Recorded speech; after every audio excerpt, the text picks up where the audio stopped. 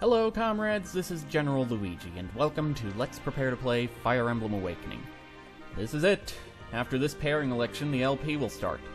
Truth be told, despite the difficulty I mentioned having with Nereal, I think Pan is actually the character I have the most trouble choosing a husband for. None of the candidates really stand out in my eyes, and that's even taking into account the people that have already been promised to someone else. With everyone else, there's usually one or two people I like pairing them with. No point in complaining about it, though. If I want to show you the whole game, Pan needs a husband, regardless of my own lack of interest in marrying her off. As always, before I start, I feel I should remind you that I am classifying pairings according to my personal views on what works, what doesn't, what's believable, and what isn't. You're free to disagree with me, and I wouldn't be surprised if you did, but as I pointed out in the prologue, I will not stand for flaming. Now then, let's get the final pairing election underway. We'll start with Callum. His supports with Pan apparently focus on sparring, but it turns out there's more to them than that. As you might recall me mentioning before, Pan has trouble warming up to humans. Being in an army made almost exclusively of humans doesn't help matters. Well, okay, she can get along fine with horses and Pegasi, but that's another story. I'll have to remember to show you that support. Anyway, Callum asks Pan to spar with him. Pan has trouble holding back when sparring, though, so Callum ends up getting beaten within an inch of his life. They develop a sort of respect for each other over time, though, with Pan admiring Callum's courage. After all, he almost died sparring with her. Of course, as it turns out, Callum had an ulterior motive for sparring with Pan. He wanted the other people in the army to notice her so that she wouldn't feel as isolated fighting alongside humans. It's revealed in the A-level conversation that his plan worked. Come S-level, they've developed a fairly strong bond, and Callum has fallen in love with Pan. As such, he proposes to her. According to Pan, her people decide matters of marriage through mortal combat. I can't get a good read on whether or not Pan loves Callum back, but she cares about him enough that she doesn't want him to risk his life doing things the Togwell way. This pairing comes really close to a Class 3 pairing, but my difficulty in telling how Pan feels about Callum means I'm making this a Class 2 pairing instead. Lon'qu's supports with Pan reveal that the two of them have something in common, in that they're both haunted by nightmares. With Longkou, it's what happened with Carrie, as you may recall.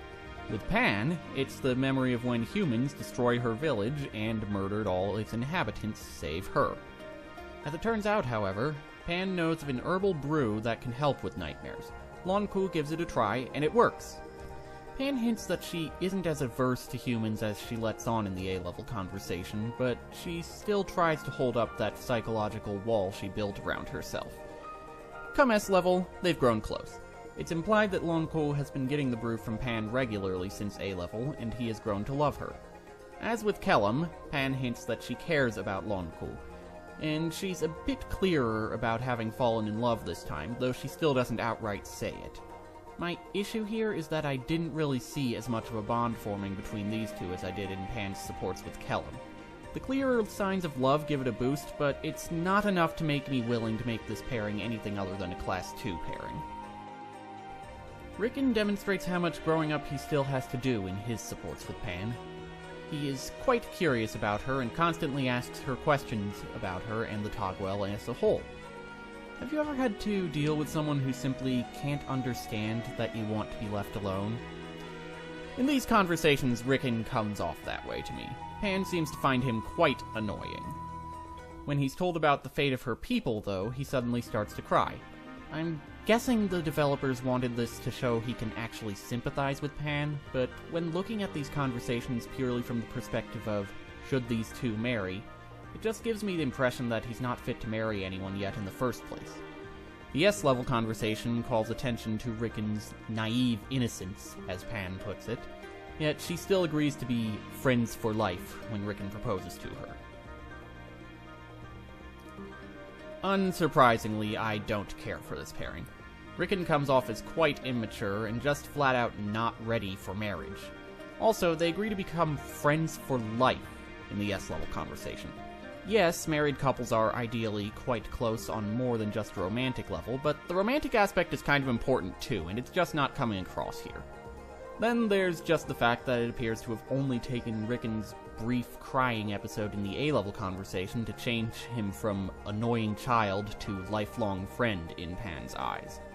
I have nothing against Rickon, mind you, but I feel this support brings out all his negative traits without countering them with anything positive other than his ability to empathize with others. Class 0. Pan's supports with Donald revolve around the two of them developing a rivalry that grows friendly over time.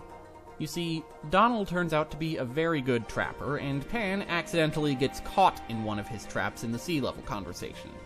After it happens another time in the B-level conversation, Pan demands Donald start actually trying to trap her, as her getting caught so easily has wounded her pride. The competition leads to them appearing to become friends after Pan gets caught a third time in the A-level conversation. Pan is once again caught in the S-level conversation. This time, however, Donald uses the opportunity to propose to her. Perhaps due to the nature of their rivalry, I have trouble picturing these two as a couple, despite the bond they develop over the course of their competition. While the S-level conversation's setting makes it amusing, I have trouble believing the transition to them falling in love. It strikes me as forced. Class 1. So that's it. 3 of the men I mentioned will remain single in this LP. That said, I encourage you to focus on who you think would be the best husband for Pan. While it is true the others won't meet their respective spouses in this LP, that doesn't necessarily mean they'll remain single for the rest of their lives. Just imagine those 3 will find the right women after the events of the game. Anyway, if you want Rickon to have a shot at marrying Pan, you have until 12 o'clock p.m. Pacific Daylight Time this Wednesday, March 26th, to convince me to reclassify the pairing. The polls will close at 12 o'clock p.m. Pacific Daylight Time this Saturday, March 29th. After that, we will have chosen all the pairings, meaning it will be time for the LP. I will see you next time.